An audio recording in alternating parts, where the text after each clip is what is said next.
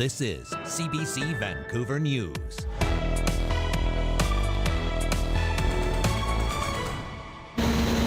A destructive fire. Dozens left devastated after a fire ripped through a building in Vancouver's Mount Pleasant. Also, extreme drought. Metro Vancouver ups water restrictions. It's the worst conditions seen in 8 years. And saved from demolition. The Kitsilano Schoolhouse ready to move into its new home.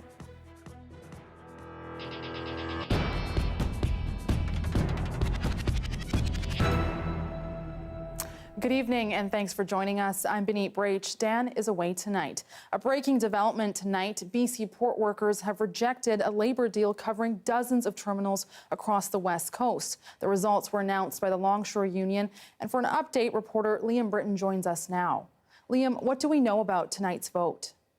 Well, the exact results are still unclear, what percentage were in favor, which percentage opposed. We do know that the deal was rejected by the over 7,000 dock workers. We tried to contact the Longshore Union President, Rob Ashton, and others, but no one has responded.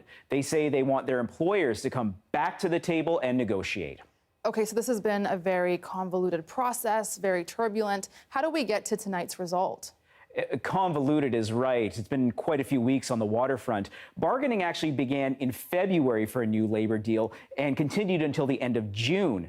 At issue, wages, contracting out, and automation. For 13 days, workers went on strike in July after talks broke down. Then a tentative deal was reached, but a union committee rejected it, so was never voted on by members. That led to another strike being called, but it was declared illegal by a federal labor board, which ordered workers back on the job. So then the union issued another strike notice, but then called it down within hours. Port activity resumed. Then a second tentative deal was reached, and that was what was rejected tonight. So what happens now? Well, not really clear. The union has not yet issued another strike notice, and that could cause economic chaos for all these ports and beyond, including the Port of Vancouver, which is the country's busiest. Now, all eyes are on what Federal Labor Minister Seamus O'Regan will do, including if he will announce legislation to order an end to the strike and mandate a collective agreement. He said last week the strike can't continue, so we are waiting and watching to see what happens next. Baneet? We definitely will. Thanks so much, Liam. And in an update tonight, the BC Maritime Employers Association says it's disappointed to learn that the union voted no. It says the proposed 4-year agreement was a good deal that recognized the skills and efforts of BC's waterfront workforce. BC MEA says it awaits further direction from the federal government on the next steps. And a massive fire in East Vancouver last night has left residents devastated. More than 70 people are homeless, and firefighters saying it's unlikely that they'll return home. As Jessica Chung reports, 5 people were taken to hospital, including a firefighter. Tell me about the experience. What happened? Pardon? What happened? Trisha Ruda was at home when the fire started. I was banging on people's doors, screaming at them, because I live in 107, right? And I ran up to the 3rd floor and I saw all the smoke, and I'm banging on the door telling them, get the hell out of here now. Fire started sometime before 8:30. It's a 3-story, 40-unit building in the 400 block of East 10th Avenue. Vancouver Fire Chief Karen Fry says the flames broke through the roof. It appears at this time that it's going to be pretty completely destroyed or uninhabitable after today. Fry says several people had to be rescued by fire crews, some treated for smoke inhalation. A number of firefighters were also treated on site. Fry says the exact cause of the fire is still under investigation. It appears from early indications that it may have started within a unit when it was heavily loaded with combustible material. So what we would traditionally call hoarding or personal belongings of an individual. Fry says dozens of people who lived in the building are now displaced. Jessica Chung, CBC News, Vancouver. Police have identified the victim of a fatal shooting in Richmond yesterday. The man who was killed was 36-year-old Ravinder Samra. RCMP say they believe the shooting was targeted and associated with gang activity. Police responded to reports of gunfire just before 6 p.m. and officers found Samra and he died on scene. A vehicle was also found several blocks away, engulfed in flames. Investigators believe it is connected to the shooting. Anyone with information is asked to contact police. Metro Vancouver has announced Stage 2 water restrictions starting next Friday. That means lawn watering is not allowed. As well, residents can't hose down sidewalks or driveways, and water features such as fountains can't be filled or topped up. But vegetable gardens can be watered at any time. Trees, shrubs, and flowers can also be watered by hand or by using soaker hoses or drip irrigation. This is the first time Metro Vancouver has implemented Stage 2 restrictions in 8 years. This afternoon, there were more mechanical issues for BC Ferries, causing travel disruptions. 2 sailings were canceled today after the Coastal Renaissance engine had a mechanical issue. And later tonight, the problem was fixed and service resumed. The vessel makes trips in Nanaimo and Swartz Bay. And another major BC Ferries vessel is back on track. The Coastal Celebration was out of commission for 9 days due to a mechanical issue. Premier David Eby says he spoke to BC Ferries management today. The ferries are central to who we are as a province, and it's not an optional service for people. They depend on that service. We need them to do everything they can. They're independent of government in many ways, but they are not independent from accountability to the people of British Columbia. Eby went on to say that the recent issues have been unacceptable. The return of the Coastal Celebration means its 8 daily sailings are back, and passengers today said they were still prepared to wait. We just like, okay, let's get here early and cross our fingers, and if it's meant to be, we'll get on. And we got on. We've done this many, many, many times. Sometimes we have to wait a few sailings and sometimes not. But the reservation system works very well. I was a little antsy about trying this. I haven't traveled ferry for years, but so far so good, so fingers crossed. Despite the comeback, passengers remain worried about what's going on next at the next long weekend and what that travel has to offer. 2 new BC MLAs were sworn in today in Victoria following a pair of by-election wins in June. Mayor Baines was at the ceremony. After an official ceremony at the BC Legislature, Joan Phillip is the first Indigenous grandmother to become a BC MLA. Ravi Parmar, at 28, becomes the youngest current MLA in the legislature. Phillip, a climate activist, won in the Vancouver Mount Pleasant by-election. The seat was previously held by Melanie Mark, who stepped down earlier this year. Both MLAs outlined their goals after the ceremony. Affordable housing, health care, and safety was an issue. Parmar is a former Souk School Board chair elected for Langford-Wanda Fuca, the seat once held by former Premier John Horgan, who also attended the ceremony along with other politicians in the chamber. Tackling the cost of living issue that's impacting so many young families, in particular in Langford and Souk, 2 fast-growing communities, making sure that we're investing in the infrastructure to keep those communities going. The duo welcomed by the Premier.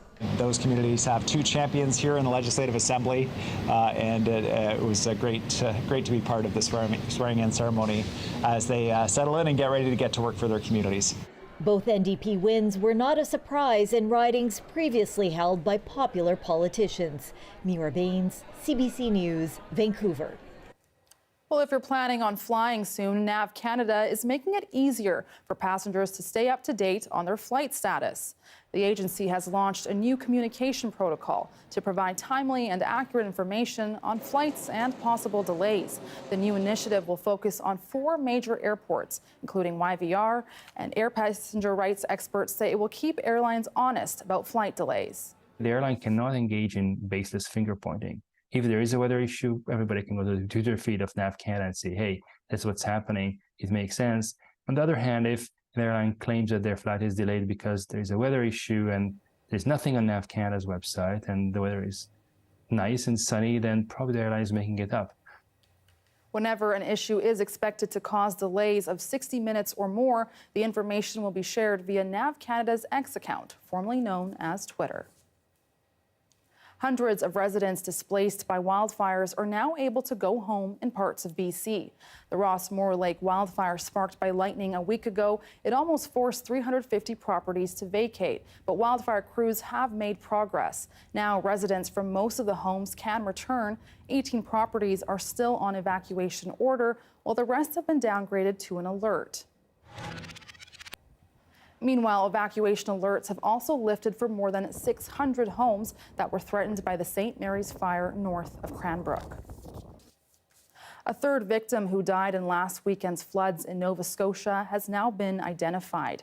CBC News has confirmed 6-year-old Colton Cisco was traveling with 6-year-old Natalie Harnish, who also died when the waters rose. 52-year-old local musician Nicholas Holland is among the dead, but was involved in a separate incident. One young person remains missing. An archaeological dig at Cordova Bay in Saanich has unearthed signs of a First Nations village that's at least 1,000 years old.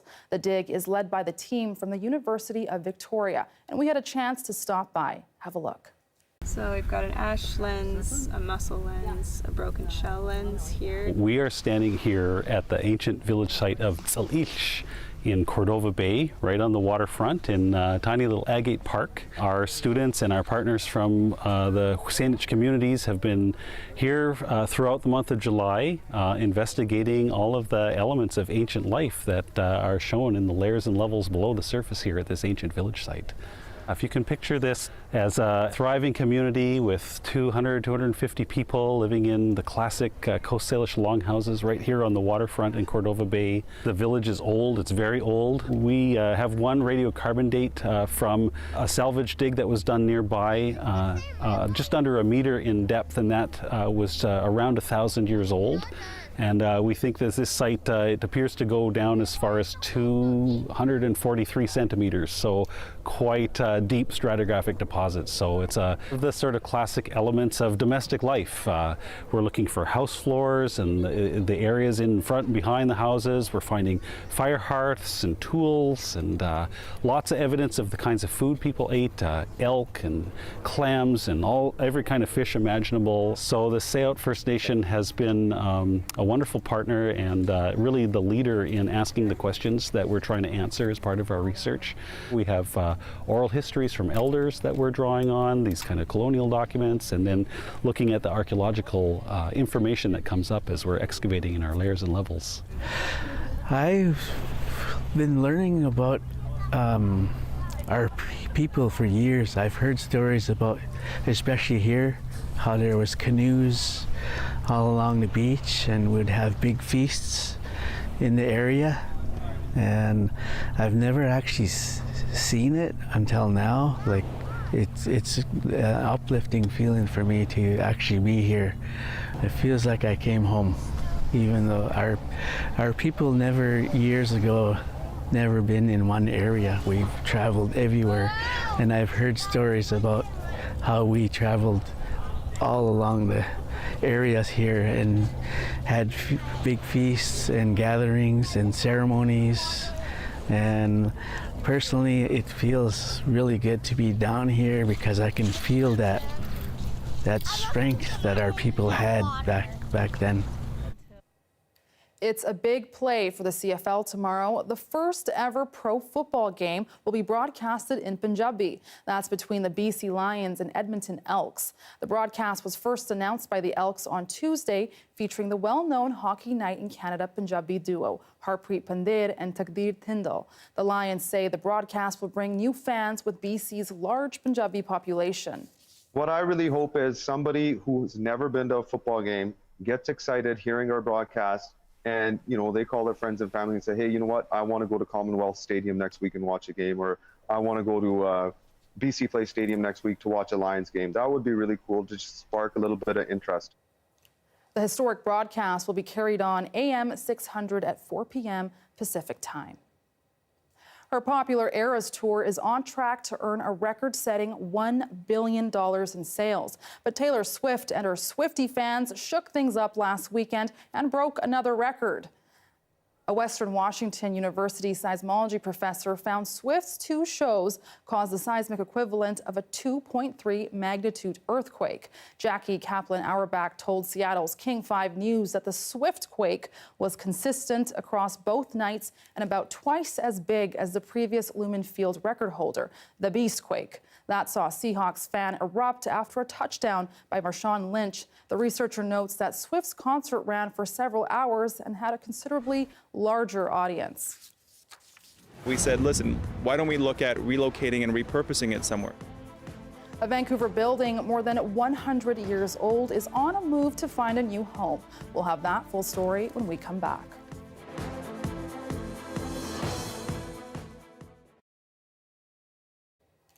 Thanks for watching our commercial-free live stream. Soccer players at a peak performance camp on PEI are feeling pretty inspired. They ditched the pitch to watch a live stream of Team Canada facing Ireland in Wednesday's FIFA Women's World Cup game. We caught up with the young women before they even knew Canada won.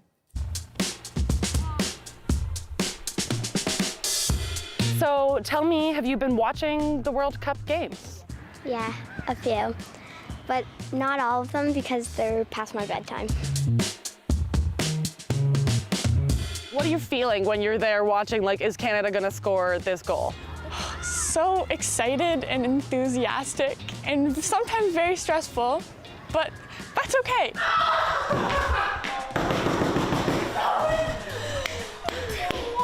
It's like really exciting and cool to watch.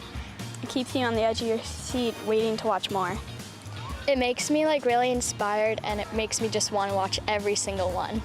Like all the teams are kind of improving, and I think it's just like really good to see that like the women's teams are coming too, and they're like entertaining to watch. Watching some of the best players in the world playing for our country on the biggest stage, it shows them that like they can do that too, that they can be next, and it gives them like a female role model, which is so important for them to look up to in the sport. So it's growing the sport, which is great, and bringing it to Canada, which is even better. I think it's inspiring. I think it's gonna like help the game grow on the women's side. Really good for people to watch and see how they play and how you could work on stuff differently. I feel like it's going to be really inspiring for everyone who plays it, and I feel like a lot of people are going to be looking up to the great players like Sinclair or Fleming. All of our youth players right now know all of the players' names on the national team, and that's just like something super exciting to see, and like where they're running around saying, I want to be Jessie Fleming and I want to be Christine Sinclair. Like they're really growing the game with the youth, because then they're able to develop that all across the country and build the sport. I feel like the World Cup is that it's streamed and broadcasted is great, because it's a great inspiration for all young athletes and young soccer players across Canada to see the level that they can achieve, because all Canada players were once us young girls playing here on Prince Edward Island. We would like to say, Go Canada, go!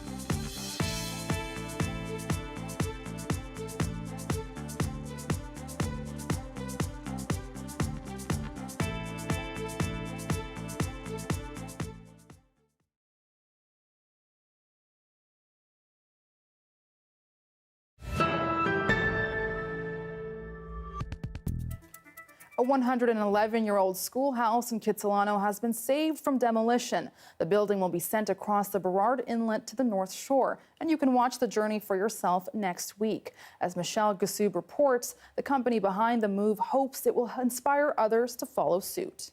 This quaint yellow schoolhouse has been perched at the corner of Cornwall and Maple since 1912.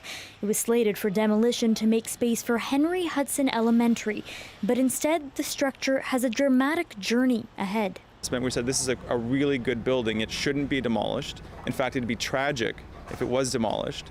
And so we said, listen, why don't we look at relocating and repurposing it somewhere?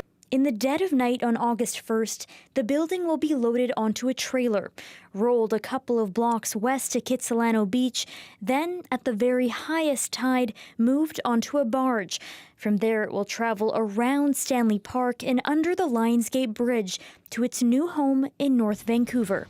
Work like this moves at a glacial pace. The whole operation will take upwards of 16 hours to make sure no part of the street or beach is damaged. But the challenge is to get them as quickly as you can to water because of the complexities of the trolley lines and the power lines and trees and different road constraints. So we're very fortunate with this building. It was only 2 blocks away from Kitts Beach. The Schoolhouse will find new life with the Squamish Nation. The nation says the building will help address urgent infrastructure needs and will serve as a dedicated space to teach young people the Squamish culture and language. The hope is the school's journey across the inlet will inspire others to repurpose rather than demolish. Imagine what this building has seen over the last 110 years. You know, when it was first built, we were mostly moving around by horse and carriage. I'm so excited to think about how the world will change around this building in the next 110 years. And if you can wake up early enough on August 2nd, you too can catch a glimpse of the house and a piece of Vancouver heritage in the middle of the street. Michelle Gassoub, CBC News, Vancouver. Canada's women's soccer team has reached an interim deal with Canada Soccer for compensation. But as Idil Musa tells us, they're not happy with the choices they had to make. At the FIFA Women's World Cup, Canada's team has been focused on the field. But behind closed doors, they've been busy negotiating a new compensation deal. Super frustrating to know that the players have been forced to get on a table and talk about an agreement, a deal when they're at camp, at the World Cup.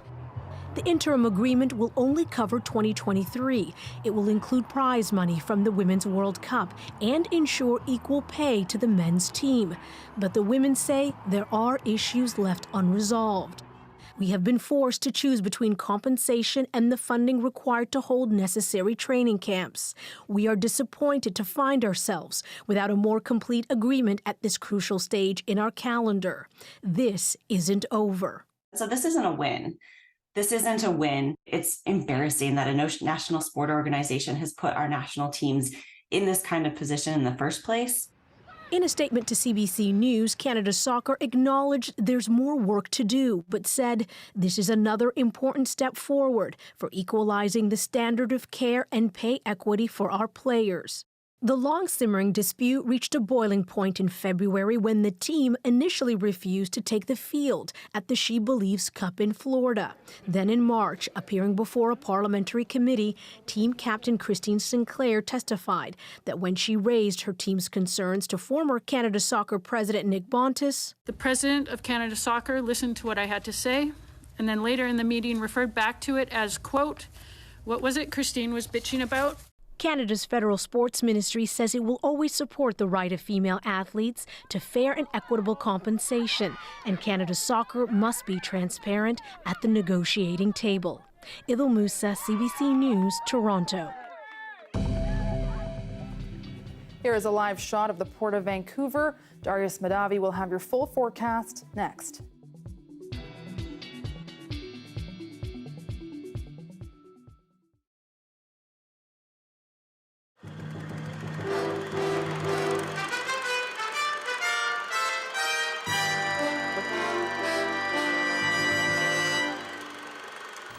Today, more than half the Canadian workforce is employed in an office of some sort. And with that in mind, telecommunications experts are trying to revolutionize the offices of the 1980s. And some Canadian manufacturers have emerged as world leaders in that area. More from Colin Hoth. Office workers are the processors of information. The new office technology promises to do for them in the next 10 years what automation did for the workers on the factory floor 10 years ago. For the economy to progress in future, we have to get good at processing information, just as we're already good at making goods. The word processor, already rapidly replacing the typewriter, is just the beginning. They'll soon be hooked into computer memory banks that do away with filing cabinets and reference libraries. Good afternoon, Xerox Service. Computers that talk to each other are just around the corner, capable of handling money transfers and ordering of stock. Electronic mail is ready to edge out the traditional letter, and the electronic conference avoids at least some of those business trips. Some believe that our crowded city cores will soon take on a new look as companies recognize the potential for doing business from suburban centers or even from home. Canadian electronic manufacturers have quietly emerged as world leaders in providing the kind of sophisticated hardware that's needed for the office of the future. They're already selling to the Americans and, yes, even to the Germans and the Swiss. I think potentially Canada could do very well indeed. The technology is there, the businesses are dynamic, the government is making an effort to support and encourage all these developments. But what I would say is it can't be taken for granted. It's a very competitive world. The federal government estimates that by the mid-80s, the office revolution could be earning Canadian electronic manufacturers $3 billion a year. Colin Holtz, CBC News, Vancouver.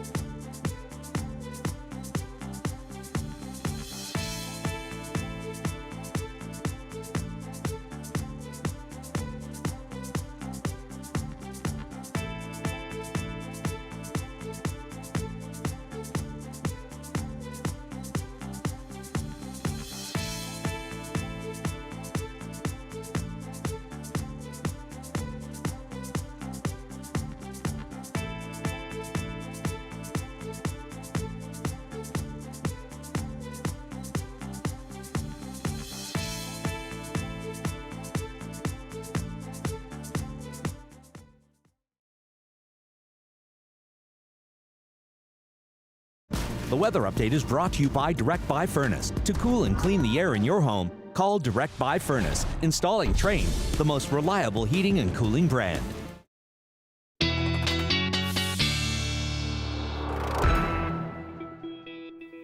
And it's time for your BC-wide weather forecast with Darius Madavi. Darius, I'm noticing the heat's kind of picking up. What can we expect for the weekend ahead?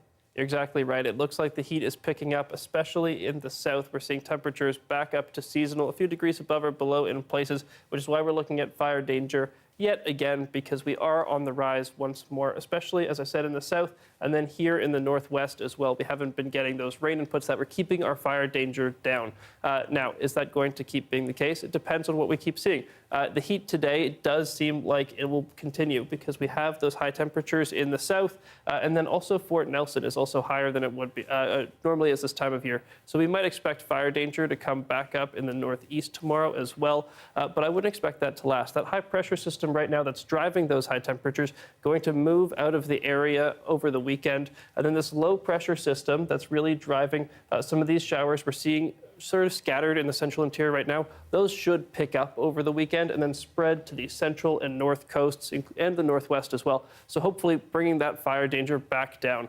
If we look at the accumulating precipitation over the next 24 hours, plenty of rain right here, reaching as far north as Prince George. On Sunday, that'll spread up further north as that high pressure system moves out, hopefully bringing that fire danger back down. But notice, still nothing quite hitting Vancouver, for sure. Northern parts of Vancouver Island, further up the coast, but nothing for Vancouver, which is good news for tomorrow, primarily because we do have plenty of rain for the coast, but nothing reaching down here when we have those fireworks come in for the Celebration of Light finale tomorrow evening. It looks like we're going to have really nice seasonal weather into the evening, and then the skies stay clear when the fireworks happen around 10 p.m.